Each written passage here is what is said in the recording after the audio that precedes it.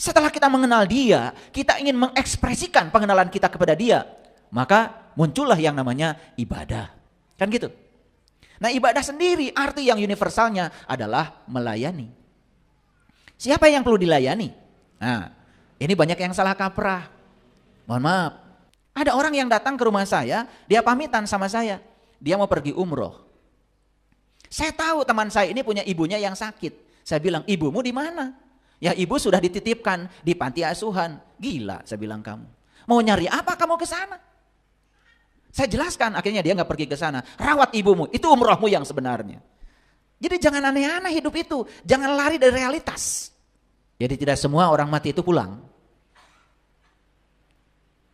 dan bersenyawa. Mungkin pulang, tapi tidak bersenyawa. Maka dia menyisakan residu. Ya, dia harus diproses lagi. Nah, bagaimana cara memprosesnya? Itulah, makanya jiwa itu abadi. Akan diproses terus menerus sampai murni. Bismillahirrahmanirrahim. Assalamualaikum warahmatullahi wabarakatuh. Salam sejahtera untuk kita semua. Om Swastiastu, Namo Buddhaya, salam kebajikan, Sampurasun. Rahayu Sagung Dumadi. Semoga seluruh makhluk hidup di semesta ini, baik yang berwujud maupun yang tidak berwujud, yang kasat mata maupun yang tidak kasat mata, di setiap ruang dan waktu, di semua tingkatan, semoga mereka semua senantiasa berbahagia dan terbebas dari segala penderitaan. Semoga kita semua tidak menjadi sumber penderitaan bagi makhluk manapun, tidak menjadi sumber laknat bagi makhluk manapun. Semoga kita semua menjadi sumber cinta, sumber sukacita, sumber keberkahan, sumber kebahagiaan, sumber kedamaian, sumber ketentraman bagi semua makhluk dimanapun mereka berada.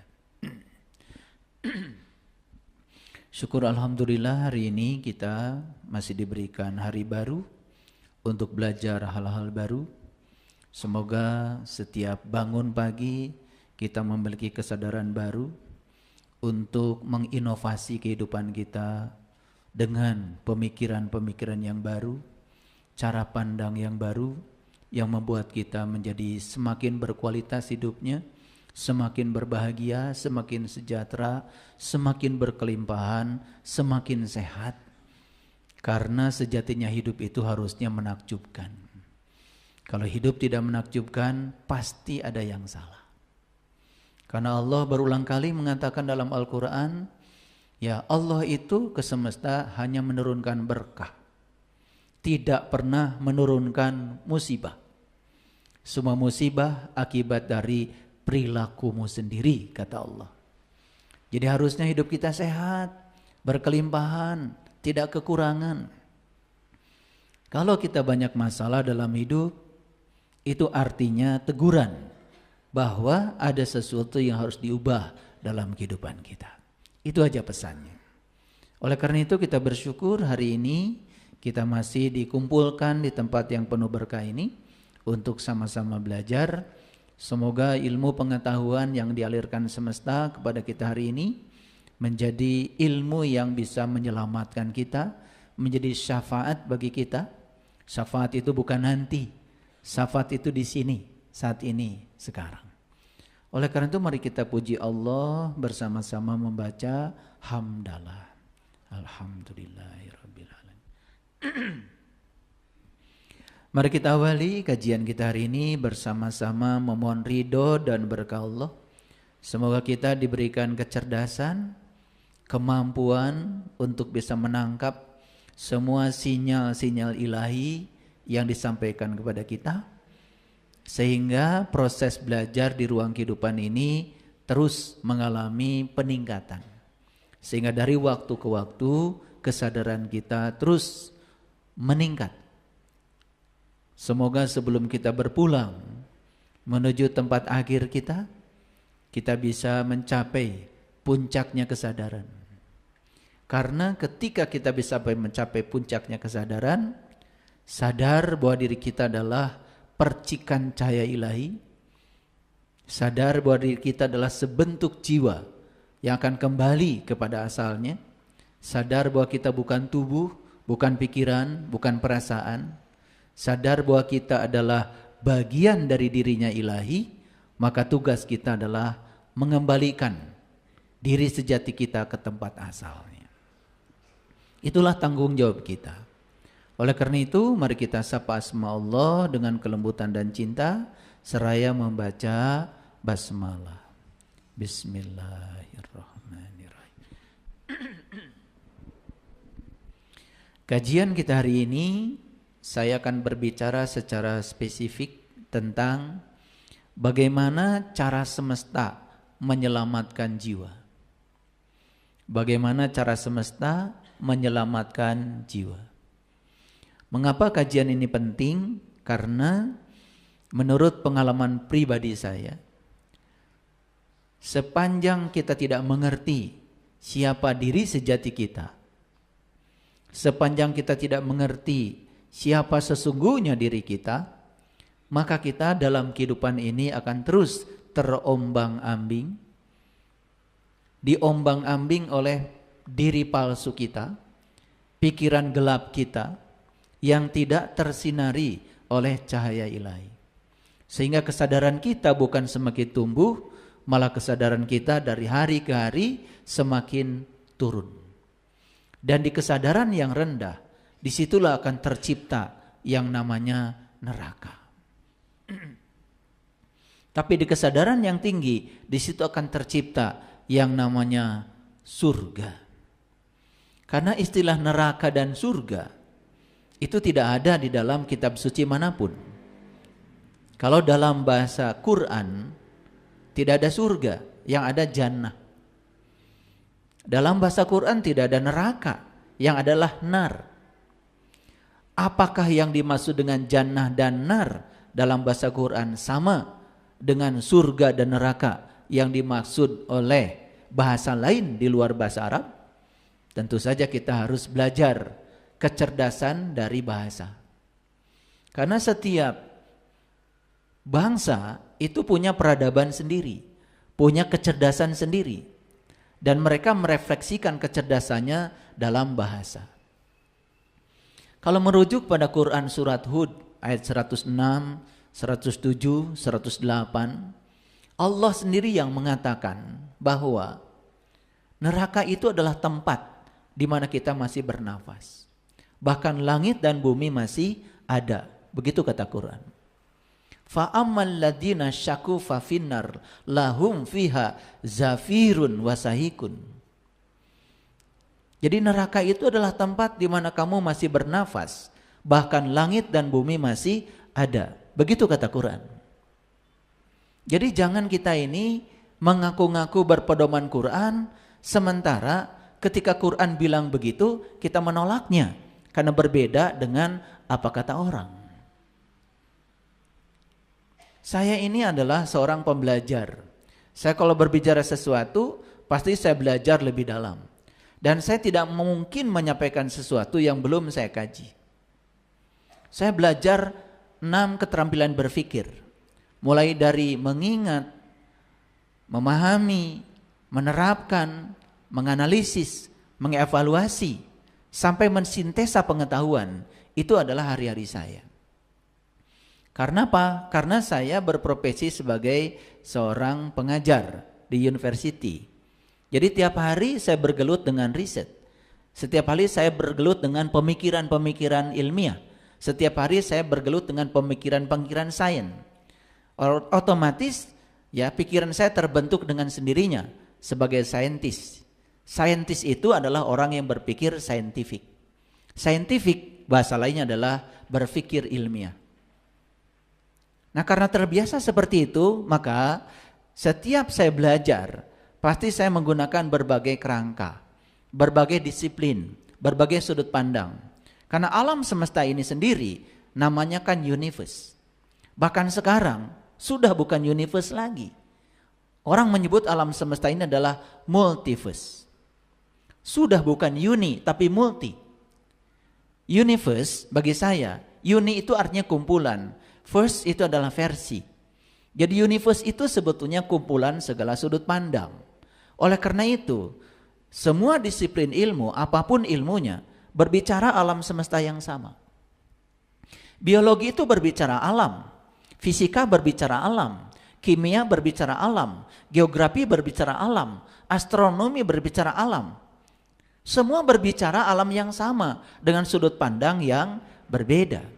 Itulah muncul berbagai disiplin keilmuan, sehingga muncul berbagai keahlian yang kemudian disertifikasi. Ada sarjana ini, ada sarjana itu. Yang dibicarakan semua adalah alam. Apa yang dibicarakan ilmu kedokteran? Tubuh. Tubuh juga bagian dari alam. Apa yang tidak dibicarakan? Ilmu yang bukan dari alam. Sosiologi, antropologi, semua berbicara alam dengan sudut pandangnya sendiri-sendiri. Sehingga begitu banyak disiplin keilmuan. Itulah pentingnya kita memahami berbagai disiplin keilmuan sehingga sudut pandang kita menjadi universe. Syukur-syukur kalau bisa multiverse. Sadar nggak bahwa sebetulnya bumi ini tempat kita tinggal hanya debu kecil yang terapung-apung di semesta raya. Matahari yang kita saksikan tiap pagi itu besarnya 1.000.000 kali bumi, itu matahari. Dan model matahari yang kayak gitu di alam semesta bukan satu. Bukan satu. Karena keterbatasan penglihatan kita mengira semesta itu cuman matahari, bumi, dan bulan. Karena kita tidak melihat yang lain. Sesekali Jupiter muncul, sesekali Mars muncul. Walaupun ukurannya sangat kecil. Karena begitu jauh dari bumi kita.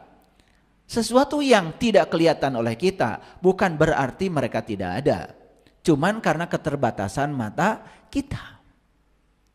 Yang model kayak bumi ini di galaksi Bima Sakti aja ada 250 miliar buah. Yang model kayak bumi ini. Terus kalau bumi ini tidak ada dan semua kehidupan di dunia ini tidak ada, semua manusia tidak ada, terus memangnya ketiadaan kita ini berpengaruh kepada alam semesta yang tanpa batas? Kalau debu kecil ini tidak ada, tidak mengganggu konstelasi sistem, ya, sistem perbintangan, sistem astronomi, tidak akan mengganggu. Betapa kecilnya bumi kita. Nah, kalau bumi kita ada sudah sebesar debu, Indonesia sebesar apa ya? Lah kalau Indonesia sebesar, bumi sebesar debu, Indonesia sepersekian dari debu itu, terus kita ini sebesar apa ya di semesta ini? Nah, cuma karena kita tidak punya sudut pandang yang luas, lalu memandang sesuatu hanya melihat dari kedangkalan pikiran kita sendiri, muncul yang namanya kebodohan. Sehingga kesimpulan-kesimpulan yang kita ambil menjadi tidak bersifat universal. Nah, oleh karena itu izinkan saya hari ini akan berbicara sedikit agak dalam, tetapi perlu rasional. Karena agama itu akal dan tidak ada agamanya bagi yang tidak berakal. Jadi kembali pada topik kita adalah bagaimana cara semesta menyelamatkan jiwa. Nah, kita harus ngerti dulu jiwa itu apa. Kan itu masalahnya. Kita sering menyebut kata itu tapi kita juga tidak mengerti. Nah, kalau ingin memahami jiwa itu apa, tentu saja tidak mungkin saya menjelaskan jiwa dengan kata-kata. Karena jiwa itu adalah diri sejati kita. Jiwa itu adalah pribadi kita. Hanya dengan cara mengalami kita akan bisa memahami. Tidak mungkin kita memahami dengan cara mendengarkan penjelasan, apalagi definisi. Semua definisi bersifat terbatas. Semua definisi malah justru sesuatu yang luas menjadi sempit gara-gara ada definisi. Coba definisikan rambutan. Rambutan adalah sejenis buah yang di luarnya ada bulu-bulunya, di dalamnya ada bijinya, kemudian ada yang manis-manisnya. Coba, kalau saya membuat definisi itu, apakah cukup menggambarkan realitas dari rambutan itu? Tidak cukup. Makanya Banyak orang yang bikin definisi tentang satu objek, sebut saja rambutan. Dan definisi yang dibuat satu orang dengan orang yang lain bisa beda-beda. Nah kita juga jadi bingung, betul nggak? Kita mau pakai definisi yang mana? Ya tentu saja supaya tidak bingung, ambil rambutannya, pegang, lihat, dan rasakan. Setelah kita merasakan dan kita mengenalnya dengan pengalaman pribadi kita, bahkan semua definisi itu menjadi tidak penting lagi bagi kita. Sama seperti jiwa. Jiwa dan ruh sesuatu yang berbeda. Yang Allah tiupkan ke dalam diri kita itu bukan jiwa, tetapi ruh. Di Quran Allah berfirman, fa iza sawaituhu wa nafakhtu fihi mir ruhi faqa'u lahu sajidin.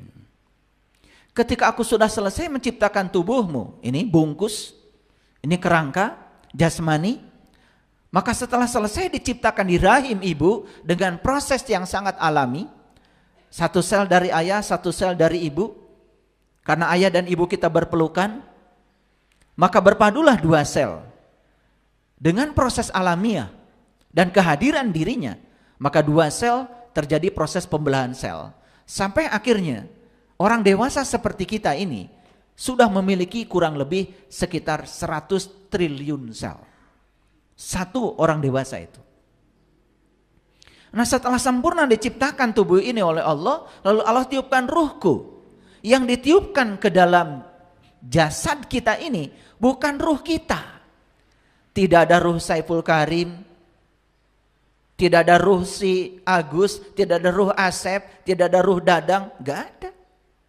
Yang ditiupkan itu adalah ruhku, mirruhi. Yang ditiupkan adalah ruhku, ku di situ adalah Allah. Jadi yang ditiupkan ke dalam diri kita itu adalah bagian dari dirinya. Terus kita ini siapa sebetulnya? Cuman karena kita tidak pernah menyadari secara dalam kata-kata itu, hanya mendengar apa kata orang, lalu kita terjebak dalam kedangkalan, sehingga kita tidak mengerti sebetulnya siapa diri kita yang sesungguhnya. Nah dalam Al-Quran Allah menjelaskan lagi, laqad kafaral ladzina qalu innallaha salisu salasa.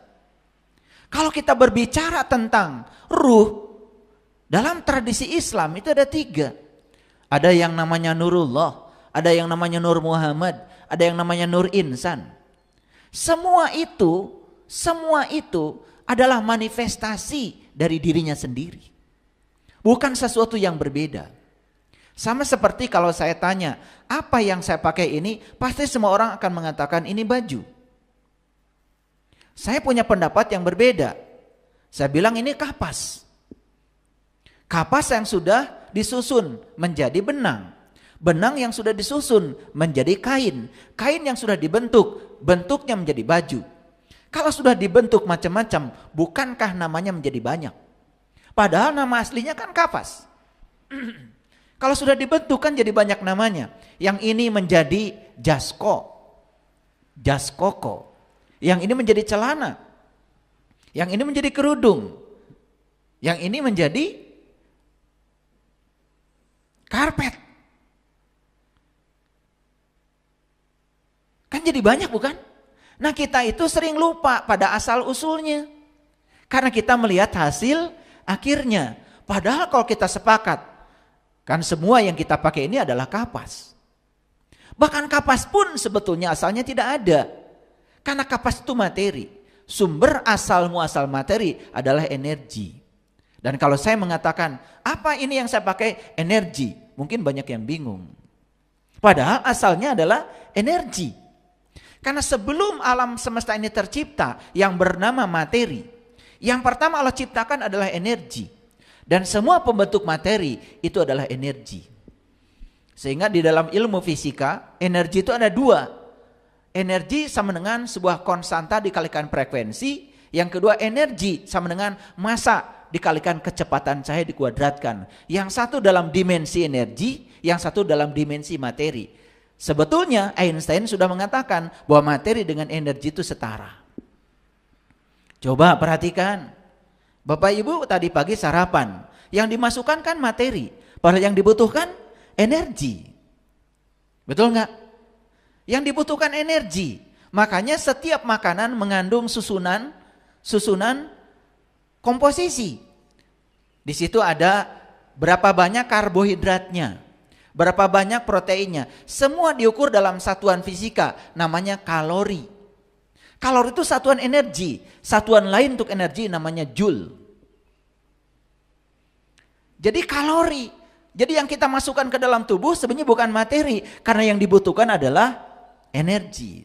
Makanya saya sering berpikir, sebetulnya saya kalau bisa memasukkan energi ke dalam tubuh saya tidak perlu makan. Daripada repot-repot kan makan. Tapi karena saya belum tahu cara memasukkan energi ke dalam tubuh kecuali lewat materi yang bernama makanan, maka pagi-pagi saya sarapan materi. Walaupun yang saya butuhkan adalah energi. Dengan energi saya menjadi berdaya. Dengan energi saya bisa melakukan aktivitas. Karena energi adalah kemampuan untuk melakukan usaha. Jadi kalau saya bilang ini energi, pasti bingung kan? Padahal asal muasalnya adalah energi. Energi itu sebetulnya adalah fase kedua. Fase pertamanya adalah ruang kosong. Kalau saya bilang ini ruang kosong, tambah bingung bukan?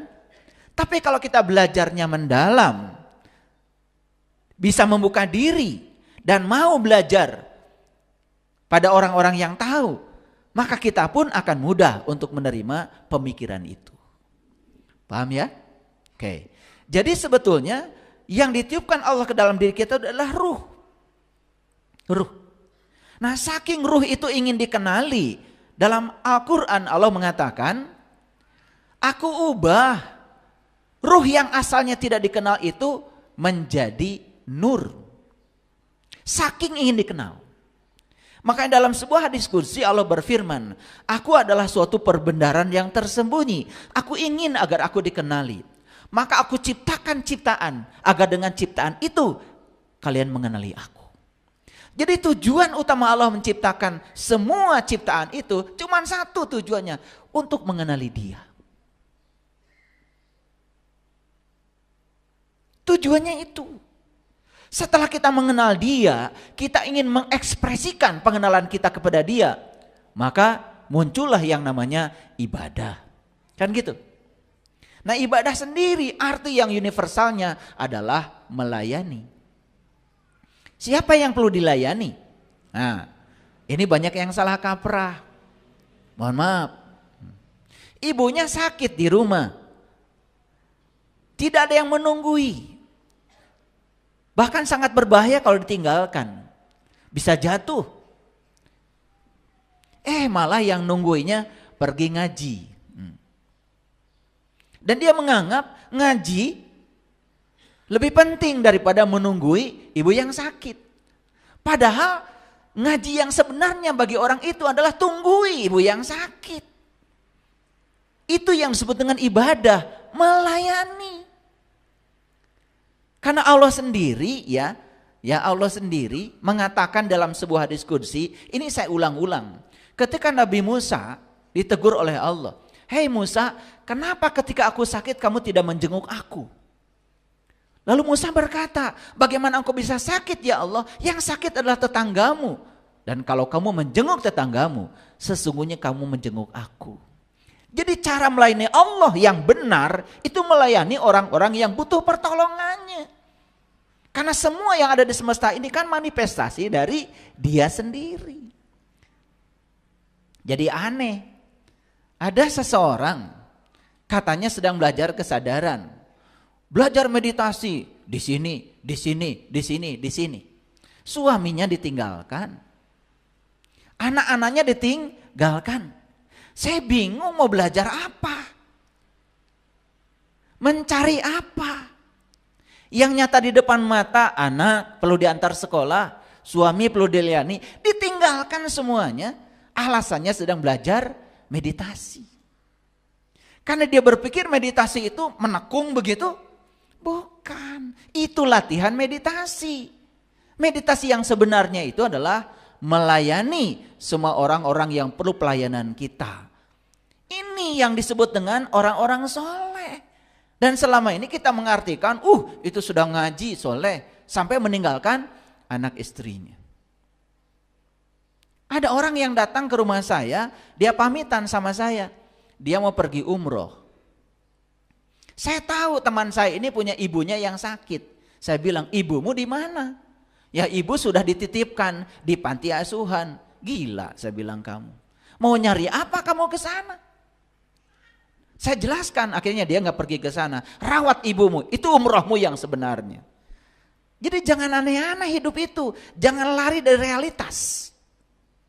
Karena ibu yang sakit, siapapun, itu adalah sarana untuk menempa jiwa kita. Itu adalah jalan keselamatan jiwa kita. Udah mulai masuk ya ke judul ini? Ya. Makanya kita akan belajar bagaimana cara semesta menyelamatkan jiwa. Jadi jiwa itu yang mana sebetulnya? Yang ditiupkan Allah adalah ruhku. Kemudian Allah menyatakan dalam Al-Quran supaya kamu mengenalinya. Maka ruh itu aku jadikan sebagai nur. Itu manifestasi supaya dikenal. Karena energi yang paling gampang dikenal itu adalah cahaya. Nah sekarang nur itu dalam tradisi Islam ada 3.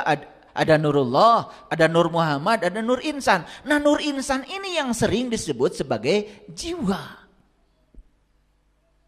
Jadi beda ruh dengan jiwa. Paham ya? Jadi jiwa itu sebetulnya adalah diri kita. Diri sejati kita. Maka jiwa itu harus kenal pada 2 nur yang berikutnya. Nurullah dan Nur Muhammad.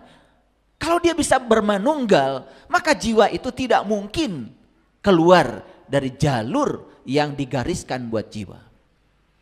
Nah oleh karena itu maka ya, saya pernah membaca buku yang sangat keren. Yang menulis buku itu orang fisika kekinian, namanya Gary Zukav. Judul bukunya The Seat of the Soul. Nah dia menjelaskan perbedaan ruh dengan jiwa. Dan dia mengatakan jiwa itu adalah ruh juga, tapi ruh yang terkoyak. Nah itu mudah sekali memahaminya. Ya. Jadi ibarat gini nih, sebetulnya air itu, air tahu ya? Air itu ada nggak dalam minyak? Ada. Bagian terbesar dari minyak itu kan sebetulnya air.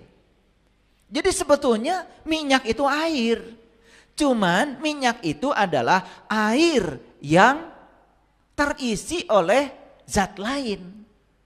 Karena ada zat lain dalam air itu, maka disebutnya bukan air lagi, namanya minyak. Padahal air juga. Cuman air yang sudah tidak murni, ada unsur lain, ada unsur kimia lain yang nyelonong ke situ, maka disebut namanya minyak. Sekarang kita tahu bagaimana kalau minyak dicampur dengan air. Kan sendiri-sendiri. Walaupun dia bergabung tetapi tidak bisa bersenyawa karena ada ketidakmurnian. Gampang ya? Jadi sebetulnya jiwa kita ini asalnya murni. Nah, kemudian masuk ketidakmurnian lain. Akibatnya apa? Akibatnya jiwa menjadi tidak selaras dengan asalnya. Nah, kalau jiwa ini pulang seperti minyak pulang ke air, walaupun dia bersama dengan air, dia tersendiri aja, tidak bisa bersenyawa dengan air. Sama, jiwa-jiwa yang tidak murni ketika pulang, dia walaupun pulang, dia tidak bisa bersenyawa dengan alam asalnya. Paham ya? Ini gampang dibuat ilustrasi supaya gampang. Kalau ngurusi minyak, ngurusi air, itu setiap hari kan? Betul? Ya, jadi kalau pakai minyak, air, gampang ilustrasinya. Saya menggunakan bahasa science for all. Science yang bisa dimengerti oleh semua orang di semua tingkatan. Walaupun yang tidak sekolah pun pasti ngerti.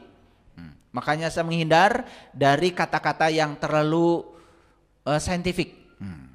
Paham ya? Nah, bisa nggak membayangkan jiwa kita itu seperti itu? Bisa ya? Oke. Jadi sebetulnya sangat masuk akal kalau Allah mengatakan beruntunglah mereka yang menyucikan jiwanya dan rugilah mereka yang mengotorinya. Oke ya, sering dengar ayat itu kan? Oke. Jadi sebetulnya jiwa ini harus dimurnikan kembali supaya dia saat harus kembali ke tempat asalnya, dia bisa bersenyawa. Tidak pulang seperti minyak, tetapi tidak bisa bersenyawa, tidak bisa menunggal. Makanya kalau minyak ingin menyatu lagi dengan air, harus disuling. Semua unsur-unsur yang selain airnya buang. Sisanya ketika sudah jadi air murni, masukkan ke dalam air, dia bisa bersenyawa kembali. Itulah dalam bahasa Al-Quran barangkali kita kenal dengan kalimat inna lillahi wa inna ilaihi rojiun. Jadi tidak semua orang mati itu pulang dan bersenyawa. Mungkin pulang tapi tidak bersenyawa. Maka dia menyisakan residu. Ya, dia harus diproses lagi. Nah, bagaimana cara memprosesnya? Itulah, makanya jiwa itu abadi, akan diproses terus menerus sampai murni kembali.